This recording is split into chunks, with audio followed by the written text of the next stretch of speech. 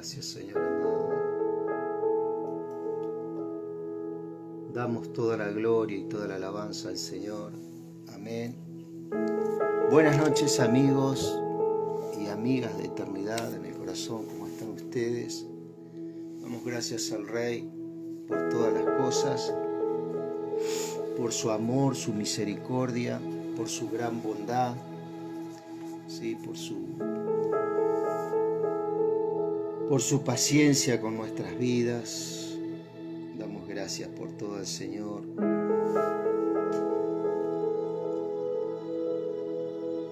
Estamos pidiendo esa guía del Señor, y el Señor nos da esa guía. El Señor responde esa petición, porque está en línea con lo que Él diseñó para sus hijos, ¿sí? Inmediatamente el Señor nos da ese recurso para afirmarnos, ¿sí? Para afirmar nuestras vidas en su palabra, que es fiel y verdadera, en su voluntad, que es buena, es agradable y es perfecta. ¿Sí? Verdaderamente son momentos en que el alma encuentra esa conexión que verdaderamente fue inmersa en esa conexión que es el Espíritu de Dios, el Espíritu de vida, el Espíritu de resurrección, ¿cierto? Entramos en ese proceso decisivo para nuestros corazones, ¿cierto? Y bueno, y sabemos que la intervención del Señor está.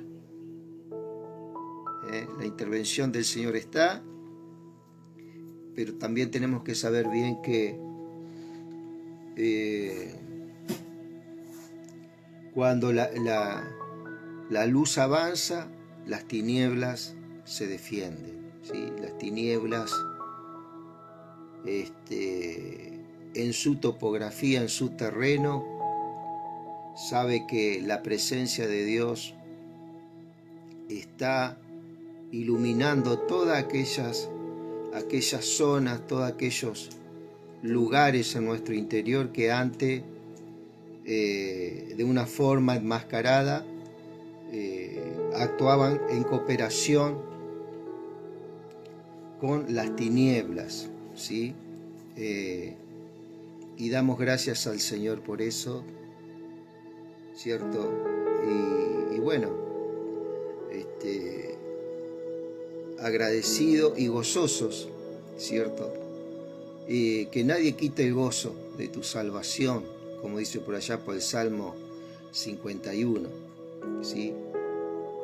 Que nadie quite el gozo ese del Espíritu en tu vida, más allá de toda euforia o de todo momento de tristeza. El Espíritu Santo está como en el Génesis, moviéndose sobre la faz de ese abismo que es mi alma, un abismo que solamente lo puede satisfacer otro abismo, y esa la voz de unas cascadas, como habla por allá el Salmo 42, creo que el versículo 7, un abismo llama a otro abismo a la voz de tus cascadas, ¿cierto? Y esa voz y esas cascadas traen buenas nuevas. Esa voz y esas cascadas traen la salida, ¿cierto? En la cual sos vos en Cristo, ¿cierto? Dios te pone como una roca, Dios te pone como una puerta abierta, ¿cierto? Para que vos puedas pregonar todo lo que el Espíritu Santo, ¿sí? está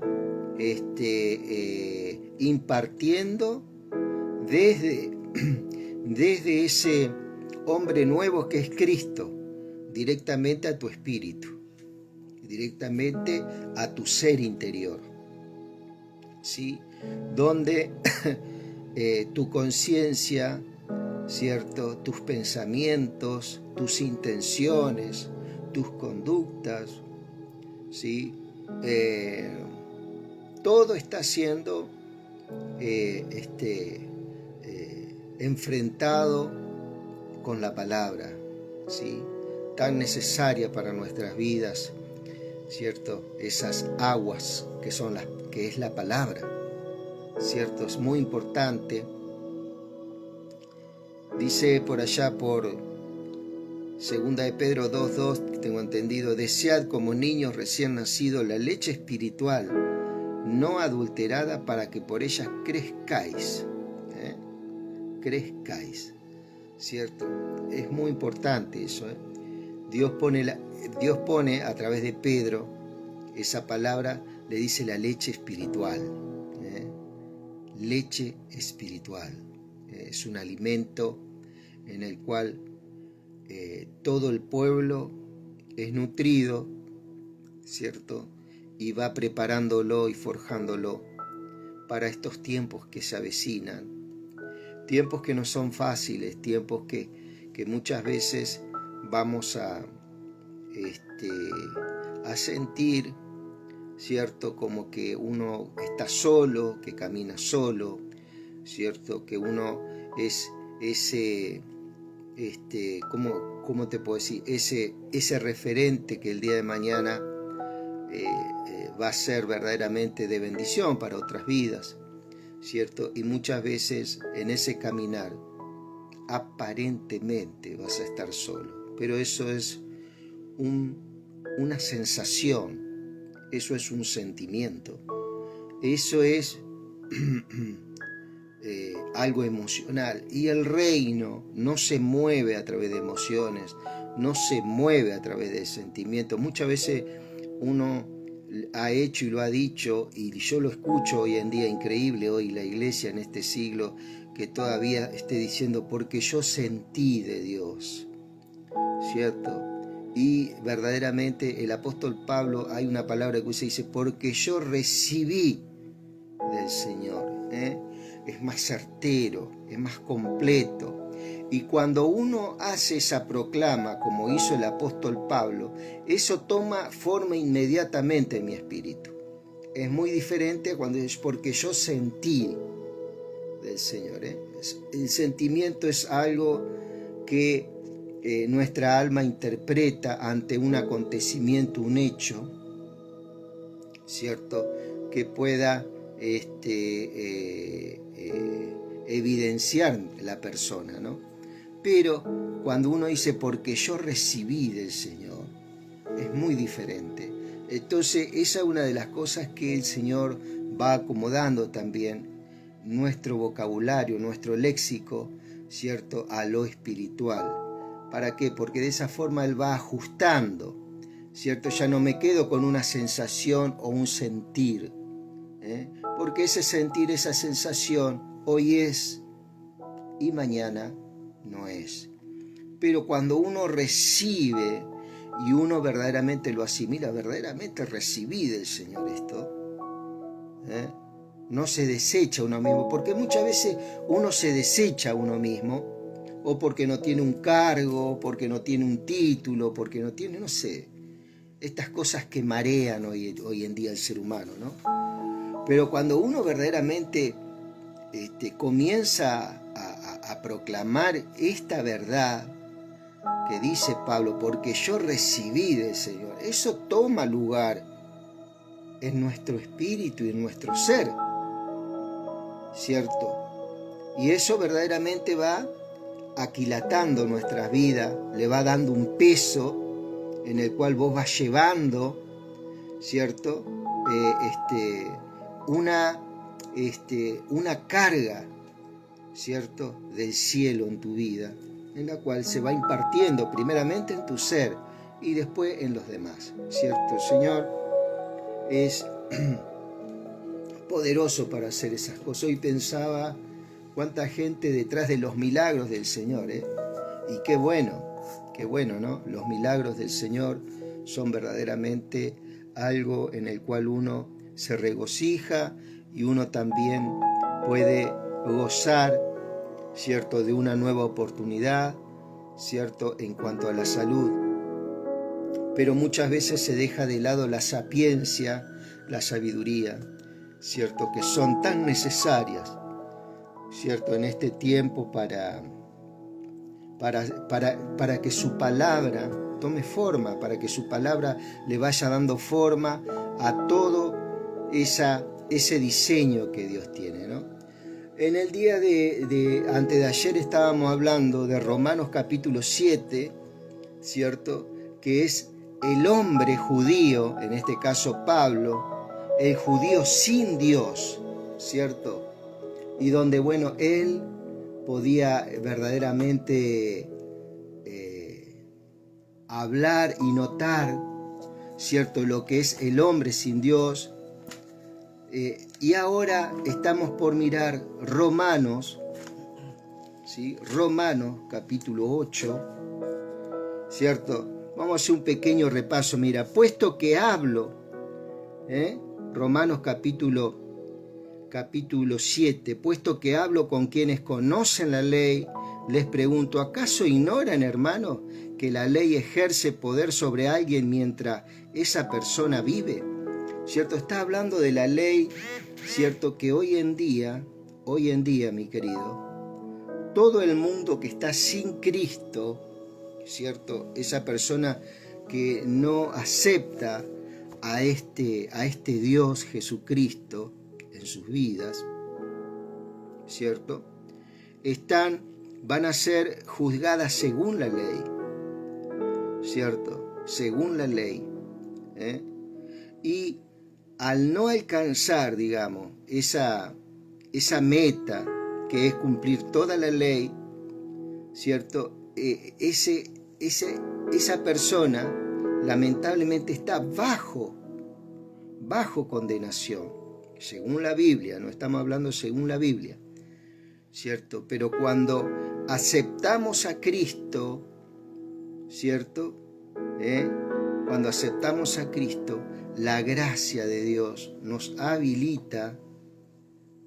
y el reino es establecido en nosotros. Y la salvación es uno de los beneficios que nosotros tenemos, una de las herencias. No es la meta. La meta no es la salvación del hombre. Lógicamente que la salvación es algo que viene, ¿cierto?, en el paquete del reino de Dios, ¿cierto?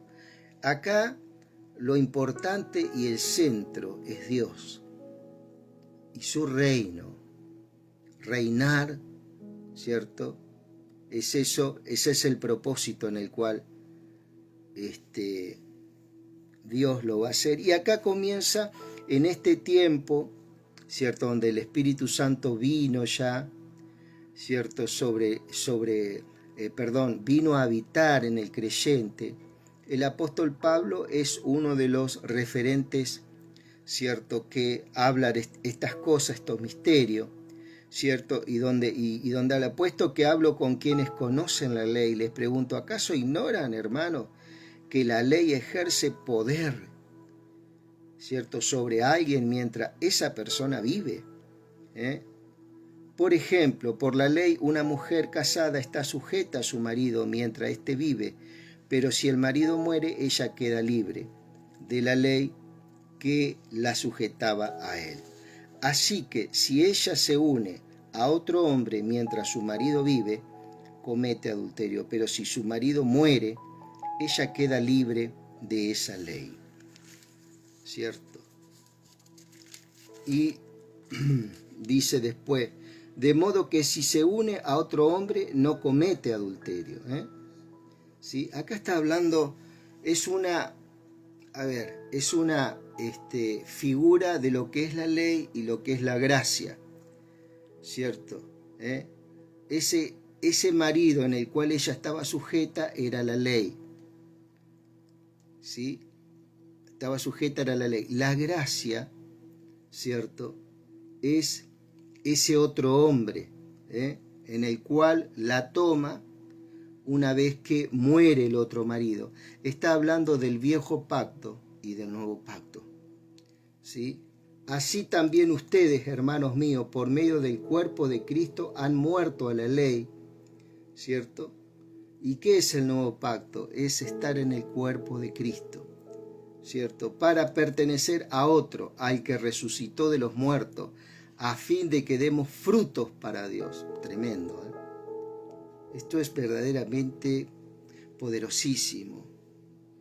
Cuando nosotros podemos mirar esta palabra, y dice que al que resucitó de los muertos, a fin de que demos frutos para Dios.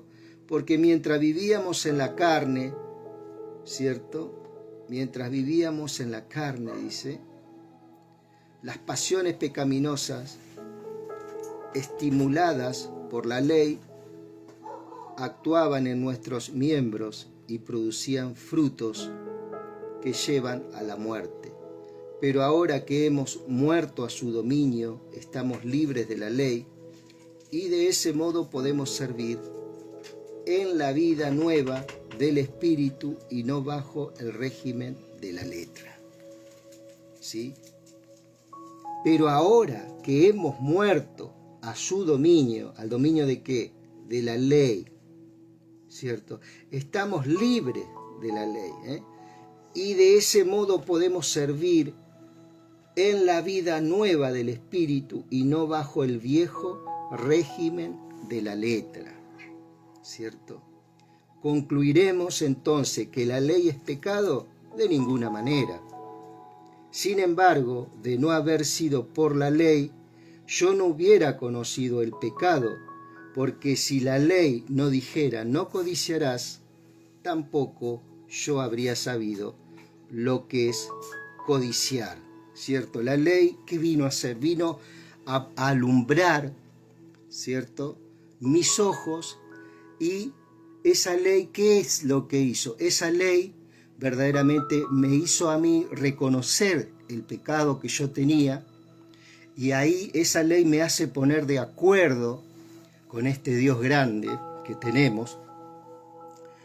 ¿Y qué es lo que hace eso? Eso trae una necesidad en mi vida de un Salvador, ¿cierto? Y la ley dice que es un ayo que me guía a Cristo, ¿cierto? Esa ley era como alguien que me cuidaba, ¿cierto? Alguien que me cuidaba ¿de qué? De que verdaderamente yo buscara lo perfecto, y en este caso lo perfecto es Cristo. En Él se cumple toda la ley, ¿cierto? Él es el cumplimiento de toda la ley. Entonces acá Romanos, cuando tocamos esto, la ley trae luz a mi vida, me hace ver el pecado que hay en mí, ¿cierto? ¿El pecado cuál es? La incredulidad. ¿El pecado cuál es? Es el cuerpo de pecado en que yo estaba separado de Dios, estaba excluido de la vida de Dios, estaba muerto en mis delitos y pecados, como habla Efesios 2:2, ¿cierto? Todo esto trae Romanos, más o menos fue escrito por allá por el año 50-55 después de Cristo, ¿cierto? Y verdaderamente eso habla un poco lo que el Espíritu Santo habló cuando dice, y me seréis testigo en Jerusalén, Samaria y hasta lo último de la tierra, ¿cierto? Y ahí comienza verdaderamente Pablo, ¿cierto? Es uno de lo que se cumple esta palabra, que viene a ser testigo de Cristo en toda la tierra. Él comienza a pregonar el Evangelio en toda la tierra. Un ministerio verdaderamente de gran iluminación para toda la iglesia. Las cartas paulinas verdaderamente son de gran alcance para nuestro espíritu. Y Romanos 8, que es lo que nosotros venimos a decir, dice, por tanto, no hay ninguna condenación para los que están unidos a Cristo Jesús. ¿Cierto? Cuando el Señor dice que no hay ninguna condenación, lo está diciendo el Señor. No hay ninguna condenación. ¿Sí? Inmediatamente hay una administración del Señor. Primeramente a Pablo. ¿Por qué? Porque Pablo era una persona que conocía la cátedra de Moisés, era fariseo de fariseo, era de la tribu de Benjamín, era descendiente directo de los judíos, era judío de judío. Sin embargo, todo el ministerio que él llevaba adelante era el ministerio según ley, ¿cierto? Y en esa ley, ¿cierto?, él perseguía a la iglesia y mataba a cristianos. Sin embargo, el Señor, si hoy se levantara un Pablo, por ejemplo, y muchos tal vez estaríamos en contra, ¿sí?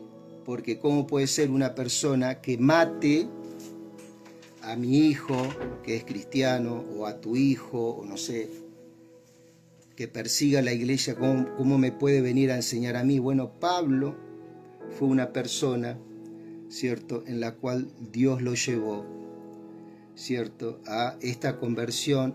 Y yo creo que Pablo, estando en la cárcel escribiendo las cartas paulinas, ni idea tenía el alcance que iba a tener sus escritos, ¿cierto?, y cómo afectaría para siempre, primeramente mi vida, ¿no? La cambió para siempre y produce lo irreversible en cada uno de nosotros, que es volver a ese estado de condenación. Y esto, lamentablemente, hay muchos que no lo creen. Hay muchos todavía que creen que hoy pueden estar condenados, que mañana Dios los va a volver a sacar de la condenación, y que luego otra vez van a estar condenados, y que mañana otra vez, ¿cierto? No hay condenación para los que están en Cristo Jesús, para los que están unidos a Cristo Jesús, ¿cierto? Después hay acá unas palabras, dice, los que no andan conforme a la carne, sino conforme al Espíritu, porque la ley del Espíritu de vida en Cristo Jesús,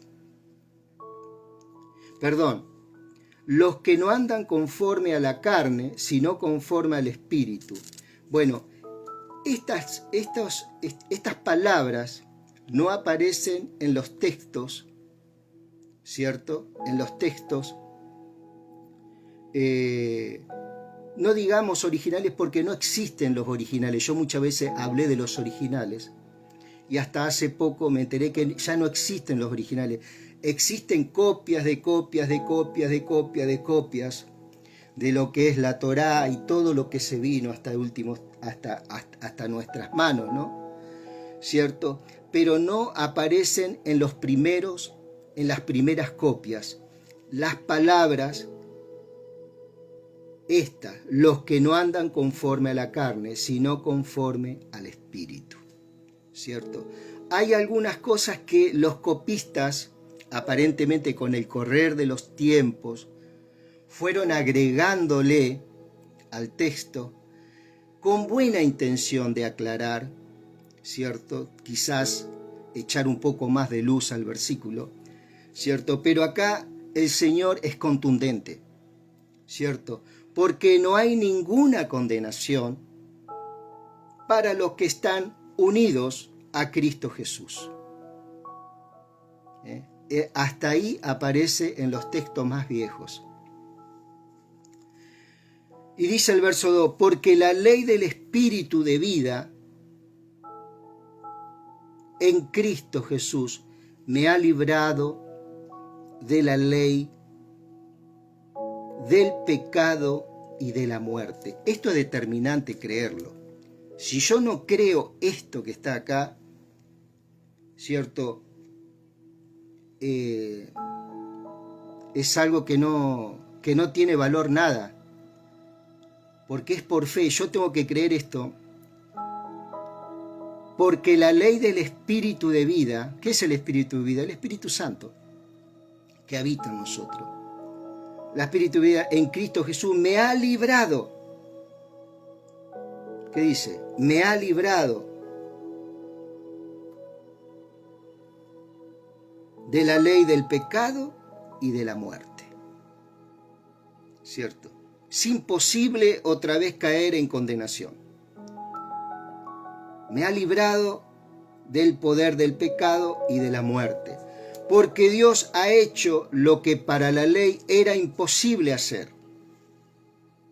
Y ahí está la fe, ahí está la incredulidad que algunos dicen, no, porque está en maldición, que volvió a caer, que volvió esto. Y bueno, hermano, eso es algo, es una doctrina viejísima que viene golpeando a mucho pueblo, pero la verdad es que Dios nos hizo libre, ¿sí? Nos hizo libre porque Dios ha hecho lo que para la ley era imposible hacer, debido a que era débil por su naturaleza pecaminosa por causa del pecado, envió a su Hijo en una condición semejante a la del hombre pecador, y de esa manera condenó al pecado en la carne, ¿cierto? Jesucristo vino en forma, ¿cierto?, de pecador, dice, en una condición semejante al del pecador, de esa manera condenó al pecado en la carne, ¿cierto? Su propio cuerpo fue una trampa, ¿cierto?, mortal y destructora para el pecado y la muerte. Dos condiciones, dos armas que tenía Satanás, ¿cierto?, y que había llevado y sigue todavía llevando a muchos, ¿cierto?, a ese imperio de la muerte. Para que la justicia de la ley se cumpliera en nosotros, La única forma que se puede cumplir la justicia de la ley en nosotros es por fe y no por obras. Es por fe. Si yo no creo que, dice acá, por tanto, ninguna condenación para los que están unidos a Cristo Jesús, si yo no creo eso, ¿cierto?, no se puede cumplir la justicia que es por ley, que habla en el versículo 4. Si yo no creo que porque la ley del Espíritu de vida en Cristo Jesús me ha librado de la ley del pecado y de la muerte, si yo no creo eso, no se puede cumplir la justificación de Cristo en mi vida, ¿cierto? Y eso ya fue un hecho. Ya fui justificado, fuimos justificados. Todos los hijos de Dios fueron justificados en Cristo Jesús. Fueron comprados por su sangre, ¿cierto? Y eso es una posición de reino, eso es una posición a la diestra de Cristo, sentados en lugares celestiales juntamente con Cristo, para que la justicia de la ley se cumpliera en nosotros, que no seguimos los pasos de nuestra carne. ¿Qué quiere decir que no seguimos los pasos de nuestra carne? Que no rechazamos al Salvador, ¿cierto? Acá hay una confusión, que muchas veces uno llega a Cristo, ¿cierto? Y bueno, sigue todavía con esas viejas costumbres, sigue todavía con esas viejas conductas, y muchos ya creen que esa persona está condenada, y no está condenada esa persona. Esa persona fue trasladada en el espíritu, en su alma, y en esa alma hay un proceso de santificación que viene por el velar, por el mirar su palabra, ¿cierto? Por el desear, ¿cierto?, todos esos recursos que hay a través de esta impartición del Espíritu en su palabra. Y eso verdaderamente nos da el crecimiento. Dice, para que la justicia de la ley se cumpliera en nosotros, que no seguimos los pasos de nuestra carne, sino de los del Espíritu. ¿Cierto? ¿Quiénes son los que están siguiendo los pasos de la carne? Los que rechazan a Jesucristo. Pero las personas que están en Cristo Jesús, así y todas sus malas conductas que tienen, ¿cierto?, están en el Espíritu. ¿Sí? Porque los que siguen los pasos de la carne fijan su atención en lo que es la carne, pero los que son del Espíritu la fijan en lo que es del Espíritu. ¿Cierto? Hay un cambio en los corazones. En uno se nota más, en otro se nota menos, ¿cierto? Pero es Dios el que juzga, siempre. Nosotros no tenemos ningún poder para juzgar a nadie, absolutamente, en este sentido, porque yo puedo decir, sí, yo estoy en el Espíritu, sé de la palabra, ¿cierto? Y yo creo que eso a mí me da cierta, ¿cómo te puedo decir? Cierta superioridad sobre otra persona, ¿cierto? Y estoy totalmente equivocado, en ese sentido, ¿sí? Tampoco me condeno, pero tampoco me creo más en ese sentido, ¿no? Porque todo esto que estamos hablando y todo lo que estamos pregonando es Cristo. Es su obra, no es nuestra obra. No es mi visión, ¿cierto? Porque el ocuparse de la carne es muerte, pero el ocuparse del Espíritu es vida y es paz, ¿cierto? Qué hermosa, ¿no? Esta palabra, vida y paz. Las intenciones de la carne llevan a la enemistad contra Dios, ¿sí? Había una enemistad, yo tenía una enemistad contra Dios cuando andaba sin Dios, ¿sí? Cuando conocí a Cristo, ¿cierto? El Señor vino a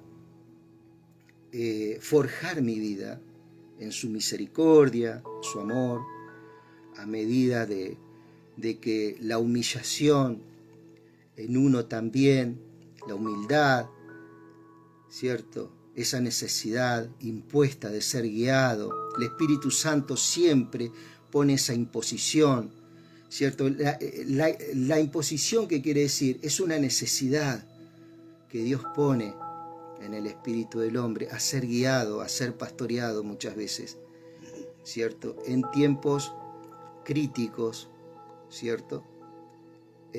Donde Él sabe que vamos a necesitar esa guía, ¿cierto? Las intenciones de la carne llevan a la enemistad contra Dios. Eso era Pablo en el capítulo 7. Un judío tratando de justificarse por las obras de la ley.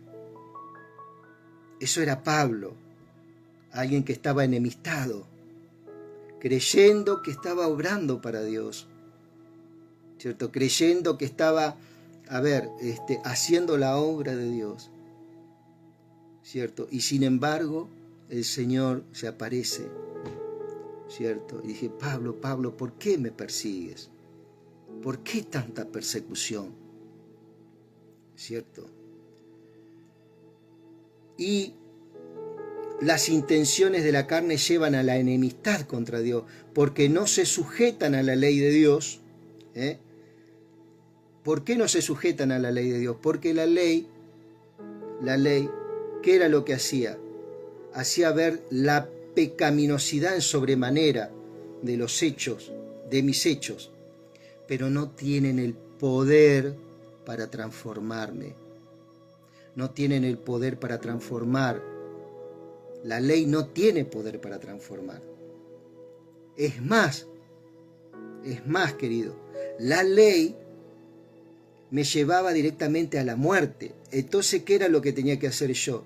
Tenía que ir tomar un cordero y entregárselo al sacerdote para que lo matara en mi lugar. Dios no podía pasar por alto eso. ¿Me entiende? Y esa sangre del cordero me perdonaba por un año. Pero cuando vino aquí está el gran problema de la fe. Cuando viene el sacrificio perfecto, que es Cristo Jesús, todo mi pecado, toda mi mugre, toda esa incredulidad, toda esa maldición, todo ese fracaso, todo ese, tantas cosas, ¿no? Esa ruina, todo fue sobre su cuerpo en el momento que yo creí. Por eso Pablo dice, todo lo mortal es absorbido por la vida. En ese momento toda la maldad, ¿cierto?, es absorbida por ese sacrificio eterno en la cruz del Calvario. Y esa justicia que está en Cristo, ¿cierto?, que viene a través de la muerte y la resurrección, esa justicia viene y me arropa a mí, me cubre, ¿cierto? Entonces cuando Dios mira nuestras vidas, ¿cierto?, ve la reconciliación que viene a través de la fe en la obra de la cruz del Calvario. Y esa es la gran victoria del Señor en nosotros. Las intenciones de la carne llevan a la enemistad, dice Pablo, y él sabía muy bien estas cosas, contra Dios, porque no se sujetan a la ley de Dios, ni tampoco pueden. Además, los que viven según la carne no pueden agradar a Dios. ¿De quién está hablando? De los incrédulos, amados, de las personas todavía que no creen. Que no está hablando de un hijo de Dios, que sabe discernir estas cosas, porque son muy marcadas en la Biblia. Pero ustedes, ¿qué dice acá? Pero ustedes no viven, dice el verso 9 del capítulo, pero ustedes, vuelvo a repetir, pero ustedes, siempre ese pero, sin embargo, ¿cierto? Pero ustedes no viven según las intenciones de la carne. Y esto cuando lo dice Pablo, ¿eran todos santitos? ¿Eran todos perfectos? No. ¿Qué era lo que estaba hablando Pablo? Estaba hablando de la fe de ellos, que creyeron, a pesar de todas las cosas. ¿Cierto? Y podemos ver en todas las cartas, Pablo tuvo que tratar con un montón de situaciones y conflictos y conductas, ¿cierto? Por el Espíritu. Dice, pero ustedes no viven según las intenciones de la carne. Eso está hablando a todo el pueblo de Dios, a los que se portan lindo y a los que no se portan tan lindo, ¿cierto? Pero ustedes no viven según las intenciones de la carne, sino según el Espíritu, si es que el Espíritu de Dios habita en ustedes. Ahí está. Esto que parece que es una pregunta dudosa, es una certeza. El Espíritu de Dios está en mi vida, soy justificado por las obras de la cruz del Calvario, y su resurrección va regenerando mi ser, va santificando mi alma, ¿cierto? Y si alguno no tiene el Espíritu de Cristo, no es de él, ¿cierto? Acá está haciendo un contraste entre los que viven según la ley y no pueden ser cambiados ni transformados, son aquellos que no tienen el Espíritu, ¿cierto? Ahora, esa ley que condena, ¿cierto? ¿Eso qué pone? Una necesidad de salvación. Hay algunos que tienen un corazón más endurecido que otros, ¿cierto? Bueno, Dios va a ir tratando con cada uno. Uno era el corazón de Faraón, otro era el corazón de Nabucodonosor, otro era el corazón, no sé, de Naamán, ¿cierto? Pero si Cristo está en ustedes, el cuerpo está en verdad muerto a causa del pecado, ¿cierto? Pero el espíritu vive a causa de la justicia. Dice, pero si Cristo está en ustedes, el cuerpo está muerto a causa del pecado. ¿Sí? Ya morí. No estoy esperando la tumba. Ya morí. Ya fui condenado. ¿Por qué fui condenado? Para que viva la justicia en mí hoy. No estoy esperando morir para resucitar. Ahora lo vamos a ver. Y si el espíritu de aquel que levantó de los muertos a Jesús vive en ustedes, el que levantó de los muertos a Cristo Jesús, también dará vida a sus cuerpos mortales por medio de su espíritu que vive en ustedes. Es imposible que una persona condenada y pecadora pueda vivir el Espíritu Santo. ¿Te das cuenta? Por eso Pablo dice, el justo por fe vivirá. ¿Qué quiere decir? El que es justificado por la muerte y resurrección de Cristo va a vivir por las obras de la ley, por cumplir la ley, por cumplir un mandamiento, no. Va a vivir por fe. ¿En qué? En lo que dice la palabra. ¿Qué dice la palabra? Que no hay ninguna condenación para los que están unidos a Cristo Jesús. Por ejemplo, ¿no? Estos son mandamientos nuevos, cumplidos en Cristo Jesús. Esa es la gran diferencia, ¿sí? No estamos en una expectativa, como muchos dicen, sino que hay un cumplimiento en Cristo Jesús, ¿sí? Así que, hermanos, tenemos una deuda pendiente, pero no es la de vivir en conformidad con la carne, ¿cierto? Esta es una amonestación que me hace el Señor a mí, ¿cierto? Tengo que hacer morir todas esas conductas en mi vida, ¿sí? Porque si ustedes viven en conformidad con la carne, morirán, pero si dan muerte a las obras de la carne por medio del Espíritu, entonces vivirán, ¿sí? Esto es maravilloso, amado.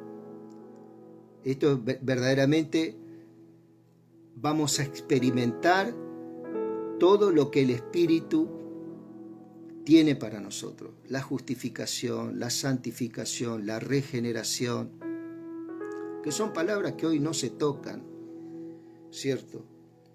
Dice, porque los hijos de Dios son todos aquellos que son guiados por el Espíritu de Dios. Yo no puedo decir a un hermano, vos hermano no estás guiado por el Espíritu, así deliberadamente, ¿no? A no ser que, lógicamente, haya una certeza de parte del Señor, ¿sí? Eso es algo que cada hermano tiene que tener verdaderamente esa certeza, ¿sí? Porque si ustedes viven en conformidad con la carne, morirán, pero si dan muerte a las obras de la carne por medio del Espíritu, entonces vivirán. Porque los hijos de Dios son todos aquellos que son guiados por el Espíritu de Dios. Pues ustedes no han recibido un espíritu que, dice, que los esclavice nuevamente al miedo. Acá está el tema, amado.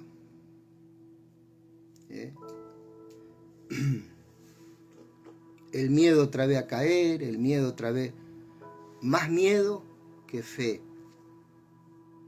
¿cierto? La palabra siempre, siempre va a dar valor, va a dar coraje, va a dar esa certeza que necesitamos nosotros. Nunca va a traer dudas, jamás. Nunca se le puede preguntar a una persona, ¿verdaderamente está seguro o no? Esa persona hay que impartirle esa certeza.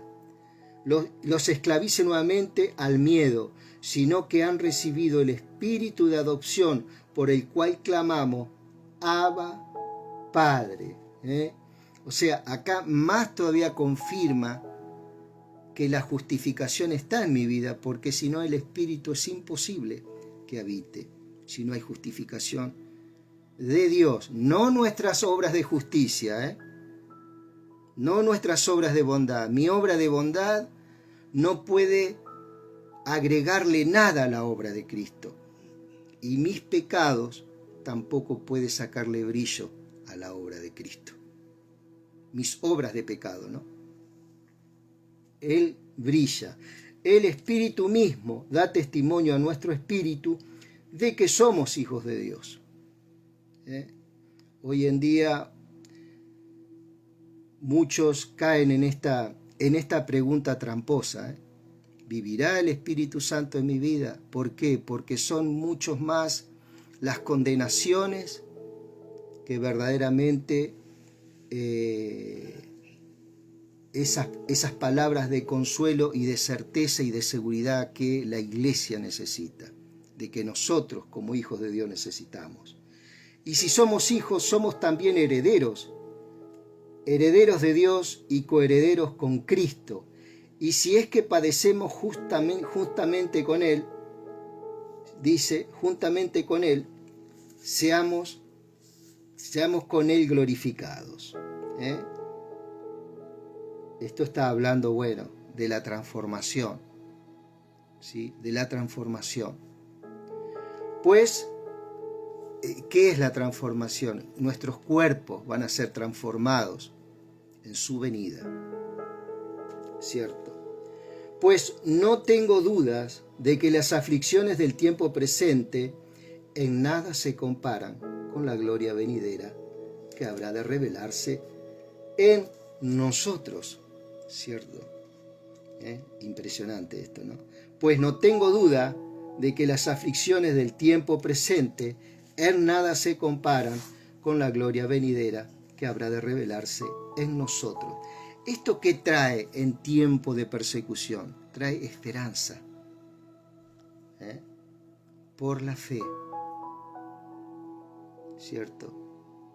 Una de las cosas que se va alimentando esta fe es esperanza, dominio propio, ¿cierto? Hay muchas cosas que el Espíritu va edificando en nuestra vida, va edificando nuestra fe, el amor, ¿sí? La benignidad, la paciencia, la templanza, la mansedumbre. Eso es más grande que todas las campañas de milagro que se puedan hacer. El fruto del Espíritu Santo es fundamental para el creyente, ¿cierto? Para que pueda desarrollar una vida en esa nueva criatura que ha nacido, que somos vos y yo, ¿cierto? Porque la creación aguarda con gran impaciencia la manifestación de los hijos de Dios, porque la creación fue sujetada a vanidad, no por su propia voluntad, sino porque así lo dispuso Dios, pero todavía tiene esperanza. Esto es muy importante, la esperanza en tiempo de aflicción. Toda la creación está en aflicción en este tiempo. Todo lo que podemos ver, todo lo presente que podemos ver, ¿cierto? Está en aflicción. Pero está sin Dios, porque no le han abierto el corazón al Señor, porque no le han hablado al Señor, no le han dicho, Señor, te acepto tu plan de salvación, acepto tu persona en mi vida.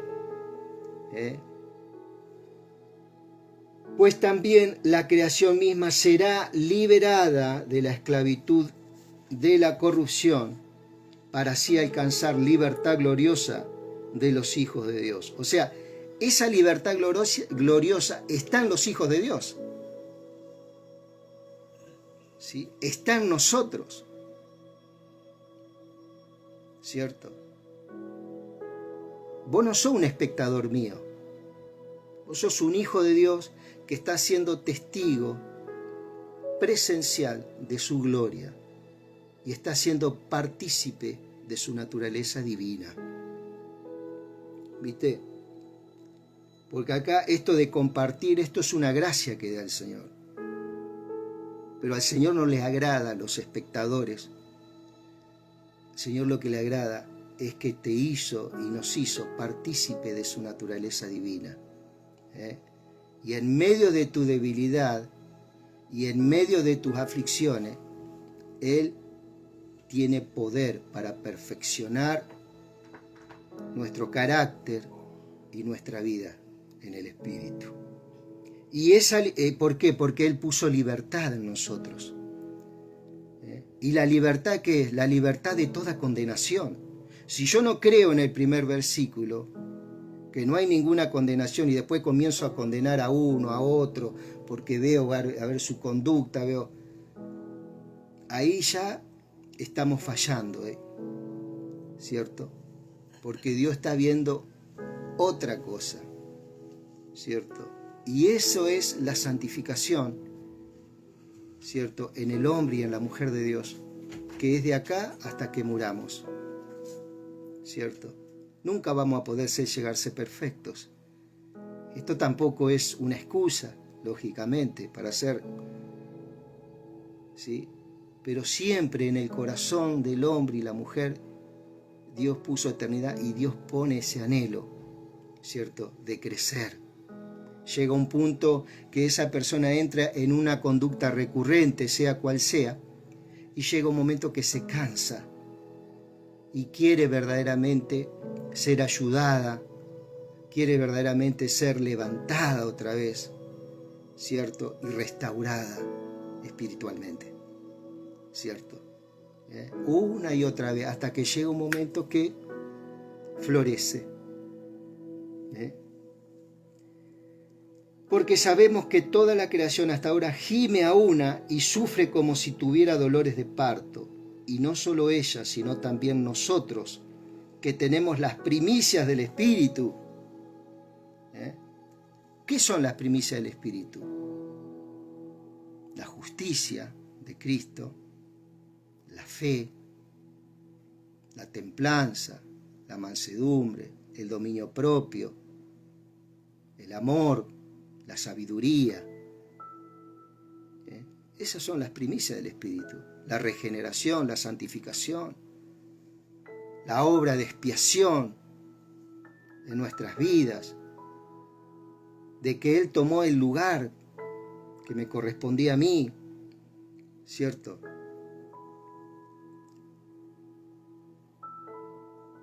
Y no solo, dice el 23, y no solo ella,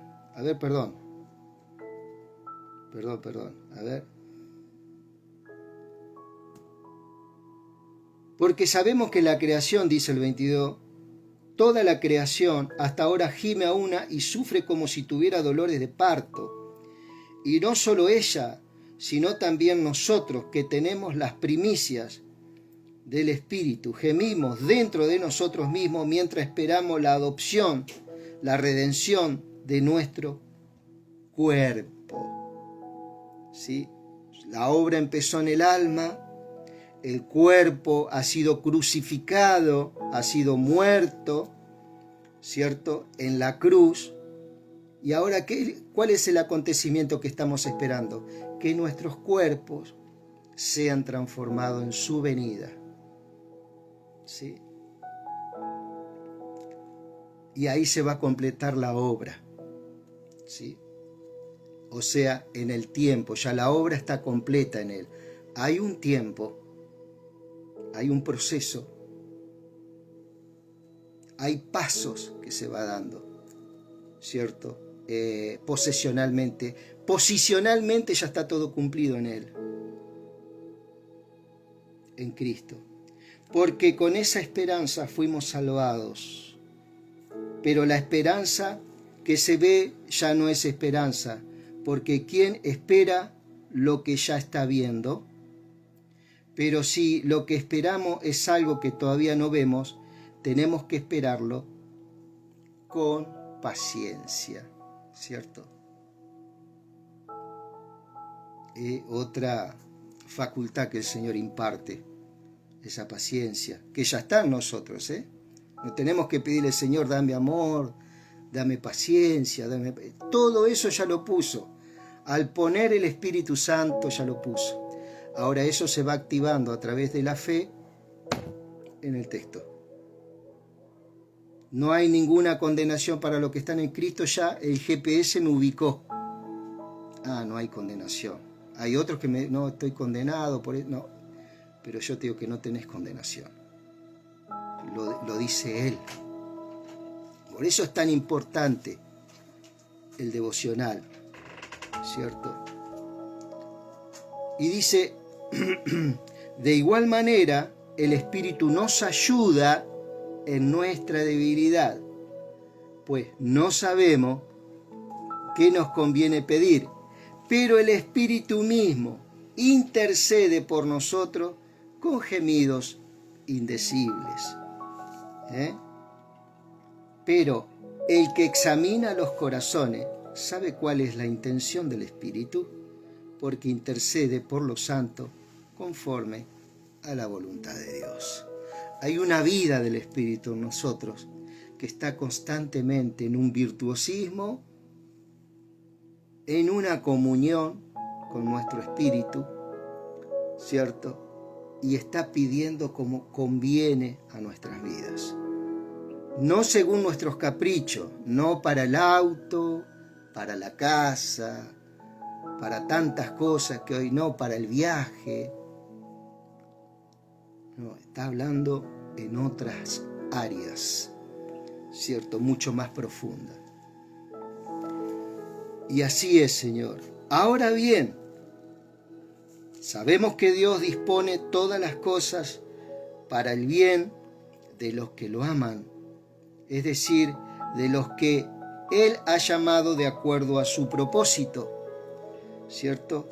En otra versión, en la versión más vieja, dice que todas las cosas ayudan para bien. Acá esta versión Reina Valera contemporánea, que es una revisión de la Reina Valera 1960, dice, ahora bien, sabemos que Dios dispone todas las cosas para el bien de los que lo aman, es decir, de los que Él ha llamado de acuerdo a su propósito, ¿cierto? Aquí el Señor está haciendo un llamado, una invitación, ¿sí? Una invitación el Señor siempre está ahí haciendo, porque a los que antes conoció, también los predestinó para que sean hechos conforme a la imagen de su Hijo, para que Él sea el primogénito entre muchos hermanos. Y a los que predestinó, también los llamó, y a los que llamó, también los justificó. Y a los que justificó, también los glorificó. ¿Esto qué es, amado? Esto es el momento que escuchamos la exposición bíblica, creímos, ¿cierto? Inmediatamente somos justificados, ¿cierto? Inmediatamente somos santificados por Él. Es una obra que viene por causa de su muerte y su resurrección. Es algo categórico, es algo que se sentenció ya, estos beneficios para la iglesia. Por eso dice, llevó cautiva la cautividad y dio dones a los hombres, ¿cierto? Todo lo que cautivaba al hombre, todo lo que ejercía esclavitud al hombre, todo lo que ejercía maldición al hombre, fue llevado cautivo, ¿cierto?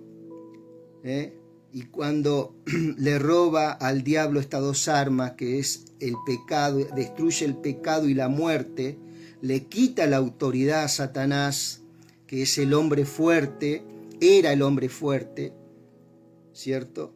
ese hombre fuerte que es Cristo entra en ese ámbito de Satanás, le roba toda esa autoridad que un día Adán le dio, ¿cierto? Y le dice al Padre, Padre, ¿qué hago con todo esto? ¿Qué hago con esta autoridad? ¿Qué hago con estos dones? El Padre dice, dáselo a la iglesia, dáselo a mis hijos. Y pone gente que les alumbre, que les abra los oídos en este tema, ¿sí? Que les imparta esto, de estos dones, que le imparta esto, ¿cierto? De estas armas, y le da la autoridad. Hoy el hombre fuerte, ¿quién es? Es la iglesia, querido. La iglesia es el que tiene, es el ente espiritual en toda la tierra que tiene autoridad. ¿Y cuál es el arma? El evangelio. Calzado con el evangelio, con el apresto del evangelio de la paz. ¿Qué dice el apresto? El comunicar rápido el evangelio. ¿Sí? Eso es un arma letal y totalmente destructiva para las mentiras de un diablo que todavía está diciendo que tiene autoridad. Y aún hoy sobre naciones, cuando Cristo ganó la guerra en la cruz del Calvario, y venciendo a los principados y potestades,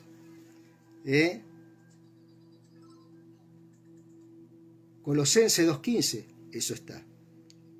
Y venciendo a los principados y a las potestades los crucificó. Y todavía hay gente que está predicando guerra espiritual. La guerra la ganó Cristo. Yo, como hijo de Dios, tengo que ganar batallas. ¿Por qué? Porque todavía hay conductas. Todavía hay conductas, ¿cierto?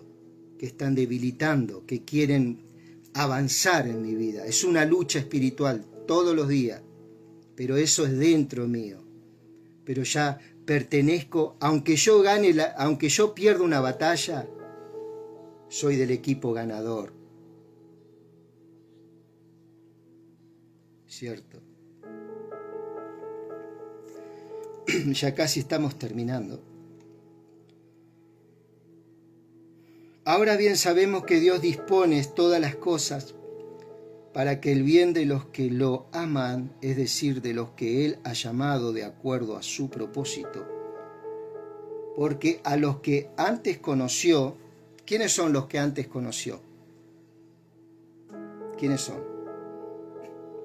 ¿Quiénes son los que conocen la voz del pastor?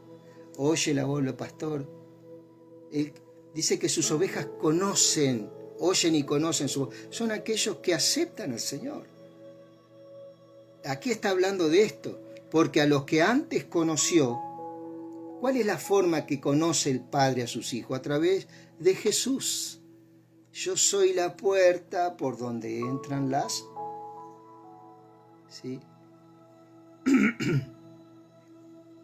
También los predestinó para que sean hechos conforme a la imagen de su Hijo. Cuando entramos en el diseño de Cristo, ya tenemos un futuro. Tenemos un presente y tenemos un futuro en Cristo. Ya está diseñado. ¿Sí? Ya hay un destino.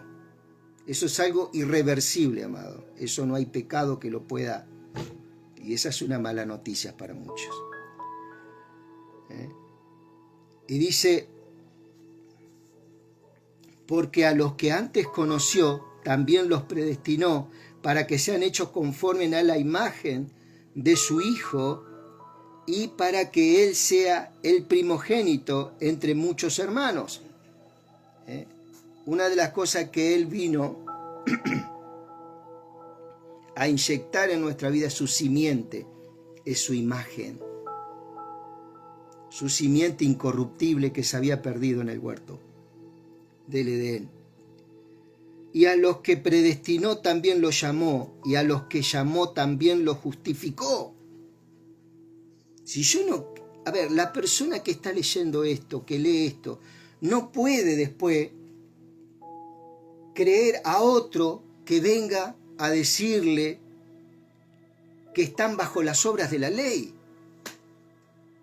Ya están justificados acá, Pablo es clarito.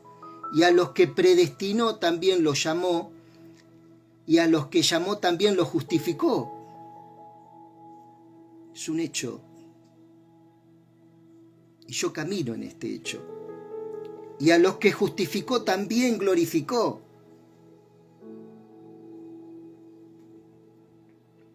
Viste que hay muchos que él no comparte su gloria con nadie, dicen algunos. Acá los glorificó. No es para que el hombre se gloríe, ¿no? Pero él le entregó su gloria, entregó su realeza al hombre. Entregó, le dio el señorío a la iglesia. Le dio la autoridad, pero hay muchos que no lo creen todavía. Y no lo imparten a los más pequeños. ¿Qué más podemos decir? Que si Dios está a nuestro favor, nadie podrá estar en contra de nosotros. Y después a este versículo generalmente lo arrancan de la Biblia, ¿viste? Y lo ponen ahí en una pared. Y los demás que están arriba y están abajo, todo tiene un contexto. El que no escatimó ni a su propio Hijo, más te digo, mirá, más te digo, para aquellos que quieren vivir conforme a los levitas. Todavía yo he escuchado que hay lugares donde hay levitas.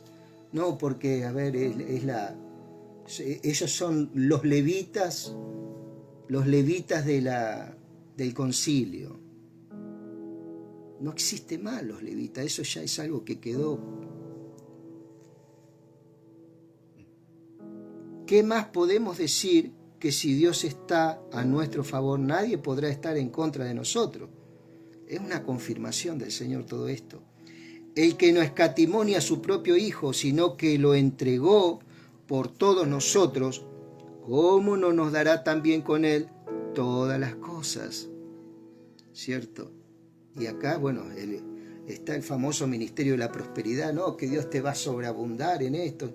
No, está hablando del espíritu, está hablando de toda nuestra contextura espiritual, lo que necesitamos. Escuchar la voz de Dios, ¿cierto? Poder mirar a través de su palabra, esa lente de su palabra. Dios va a ir dando esa sensibilidad a nuestro espíritu.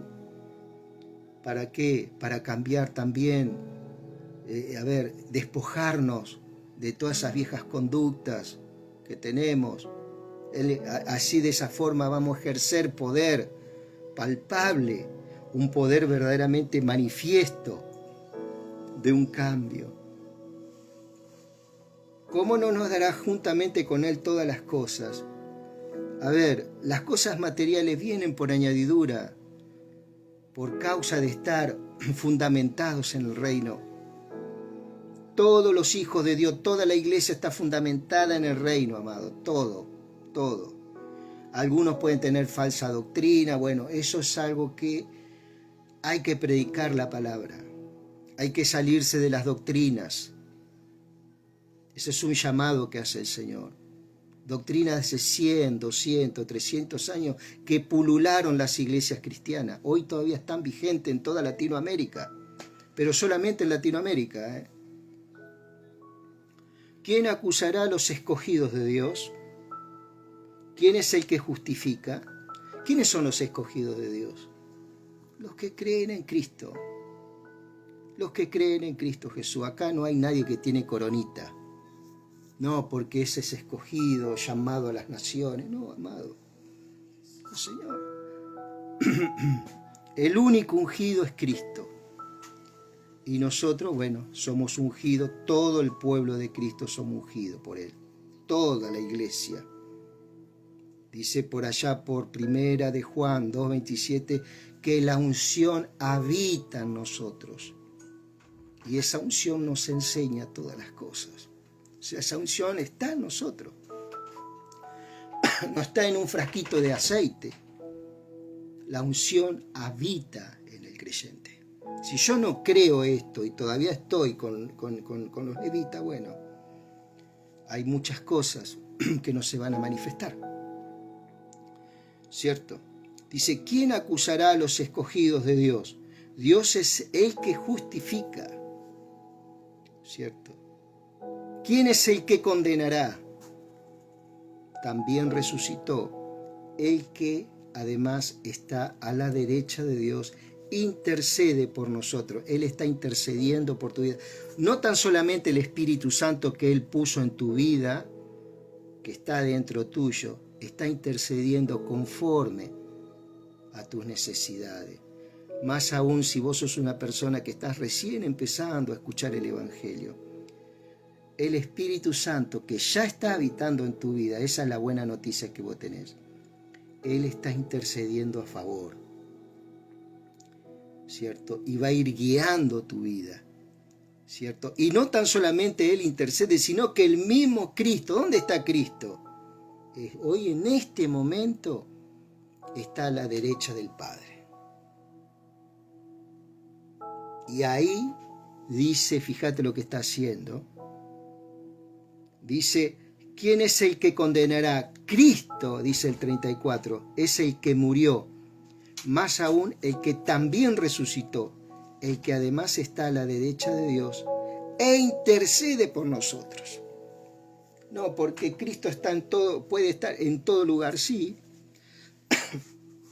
es omnisciente, pero Él no está obligado a estar en el infierno, por ejemplo. Él no está obligado a estar en un lugar que no quiere. Él sí habita en la iglesia, sí habita. Él no es alguien que alquila, que hoy está y mañana no está.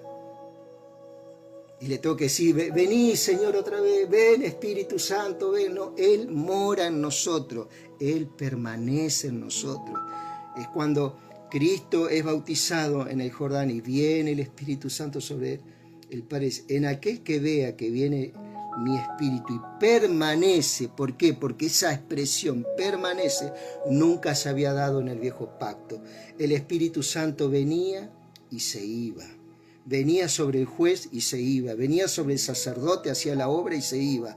Venía sobre el profeta, hacía la obra, ¿cierto? Del profeta y se iba. Venía sobre el rey, hacía la obra y se iba. Por eso el rey David decía, Señor, no quites tu Santo Espíritu de mí. Él experimentaba eso que venía, que era el Espíritu Santo en su vida. Pero después, ¿por qué? Porque todavía no había sido resucitado Cristo, muerto y resucitado. Entonces la obra de Cristo todavía no era manifiesta en ese tiempo. Para que te des cuenta hoy en día en la iglesia cómo cambiaron las cosas. Que el Espíritu hoy mora en el creyente, mora en el hombre, está, no se va. ¿Qué podrá separarnos del amor de Cristo? ¿Qué te puede separar de Dios? Que hoy estoy salvo, mañana pierdo esa salvación. Pasado mañana otra vez soy salvo y la otra semana otra vez. ¿Qué es eso? ¿Qué doctrina es esa? ¿Qué podrá separarnos del amor de Cristo? ¿Tribulación? ¿Qué está pasando en tu vida? ¿Tribulación? ¿Angustia? ¿Persecución? ¿Hambre? Habremos pasado hambre,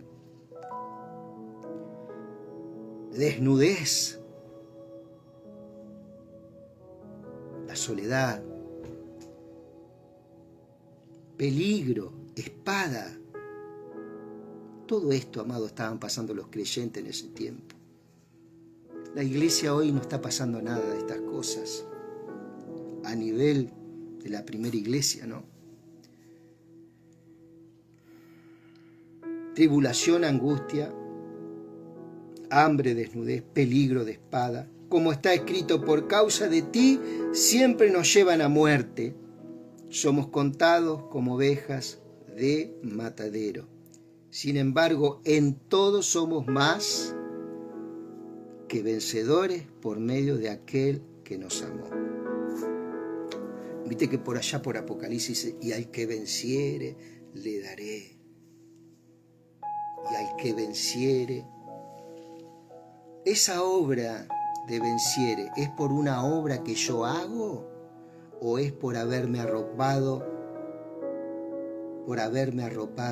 con el sacrificio y la resurrección de Cristo? Es por haberme arropado por la crucifixión, por la muerte y resurrección de Cristo. Soy más que vencedor, soy justificado por la fe. Eso lo vio Lutero en pleno seno católico, ¿cierto? De que no son por las obras de la ley, sino por la fe se alcanza la justicia de Dios.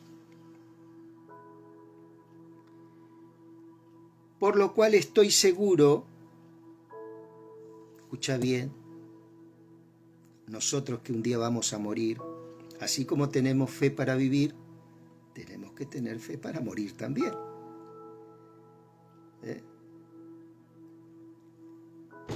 Por lo cual estoy seguro que ni la muerte ni la vida, acá pone las dos en un mismo rango, ni la muerte ni la vida, ni los ángeles, ni los principados, para aquellos que, que todavía le están dando fuerza a esa doctrina de guerra espiritual en los aires, qué sé yo. Yo era uno de esos también.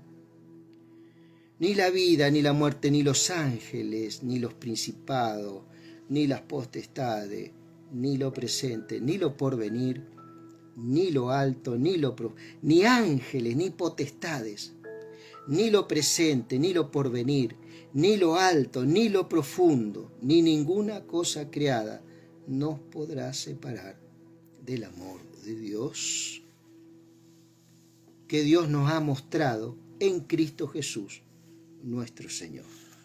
Nada, absolutamente nada, podrá separarte del amor. Y muchos sí, del amor, pero te puede separar del Señor. No, Señor. No, Señor, está hablando del amor, está hablando de la persona de Cristo.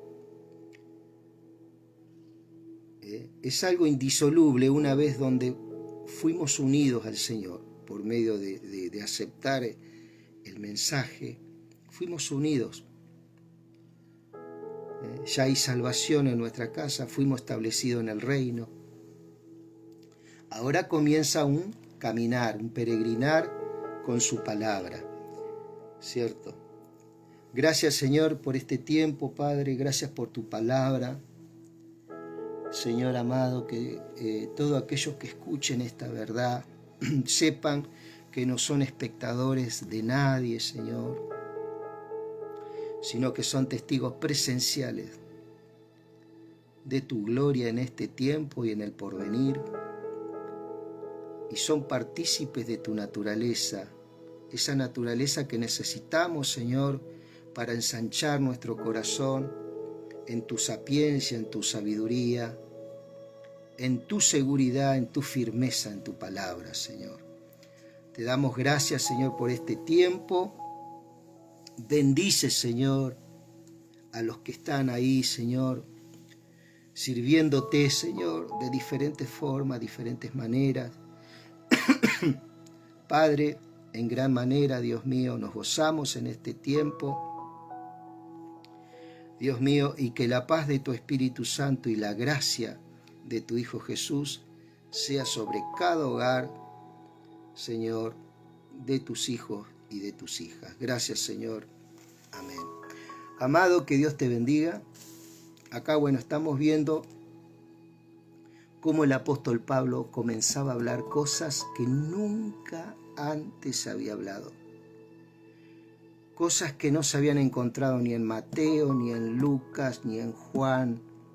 Acá se está desarrollando todo lo que Cristo le habló en el libro de los Hechos, creo que está también, y en Corintios creo que habla, que dice que durante 40 días, en su cuerpo resucitado, se le apareció a más de 500 hermanos, hablándole del reino.